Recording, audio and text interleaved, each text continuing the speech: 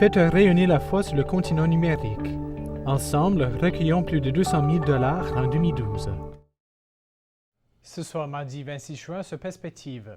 Benoît XVI rencontre les sinistrés au nord d'Italie et nouveau conseiller en communication pour le Saint-Siège.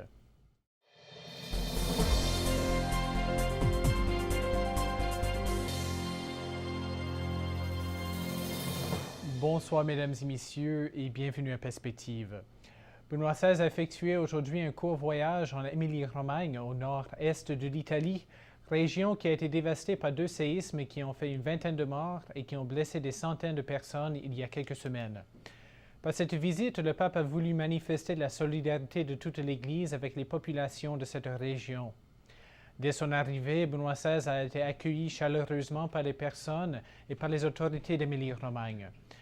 Le pape a apporté un message d'espoir et de compassion, évoquant le psaume 46 qui dit « Dieu est pour nous refuge et force, secours infaillible dans nos angoisses ». C'est ce message qui donne force aux chrétiens face aux épreuves parce que nous sommes invités à mettre notre confiance en Dieu, lui qui nous apporte la sécurité et la force. Le pape a précisé que cette confiance ne détruit pas la peur, il est plutôt question d'être rassuré la présence de Dieu dans nos vies. Benoît XVI a terminé son allocution en demandant aux populations de résister à la tentation de se décourager et il a lancé un appel aux institutions publiques de venir en aide à cette région d'Italie frappée par le séisme. À la suite de plusieurs scandales de fuite de documents au Vatican les derniers mois, le Saint-Siège a eu de la difficulté à projeter au monde une image positive de l'Église. Afin d'aider le Saint-Siège dans le domaine de la communication, un nouveau conseiller en communication a été engagé qui chercha à améliorer les relations entre le Vatican et le monde des médias. Il s'agit de Greg Burke, journaliste américain qui était correspondant à Rome pour la chaîne américaine Fox News. M. Burke voit son travail comme une aide au Saint-Siège dans la communication de messages clairs et transparents.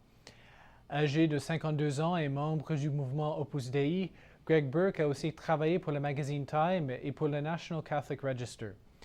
Il entre dans cette poste à un moment où une image positive de l'Église est obscurcie par des manques de communication clairs. Le plus récent numéro de Signe vient de sortir pour l'été.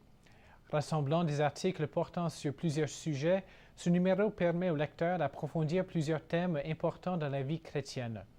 Parmi les articles intéressants se trouve une entrevue avec 5 médecins qui témoignent du lien entre la foi et la profession, ainsi qu'un article sur l'œuvre Léger, organisation qui vient en aide à ceux et celles qui vivent dans des situations de détresse. On trouve aussi dans ce numéro un article sur le parcours vocationnel de jeunes prêtres, ainsi qu'une série de prières inspirées par des textes bibliques pour chaque jour de juillet à la fin septembre. Des articles diversifiés et stimulants attendent les lecteurs dans la revue Signe. Pour la 4e année consécutive, la communauté de l'Emmanuel organisera une session d'été pour tous dans la ville de Québec du vendredi 29 juin au lundi 2 juillet. Parmi les intervenants, on peut noter la présence de Martine Lafitte-Cata, Monseigneur Gérald Cyprien Lacroix, archevêque de Québec, Richard Borgman, laïc engagé dans l'évangélisation, ainsi que l'abbé André Gagné. Ce temps fort de ressourcement vise tous intéressés à vivre une expérience de renouvellement des promesses baptismales. Les jeunes adultes, les familles, les parents seuls, les célibataires, les grands-parents et autres retraités, les religieux et religieuses, les prêtres, tous sont invités à cette rencontre Emmanuel pour se mettre en marche dans la dynamique de la nouvelle évangélisation. Pour toute information ou inscription, visitez le site web rencontre.emmanuel.info. Et c'est tout, mesdames et messieurs, pour aujourd'hui. À la prochaine.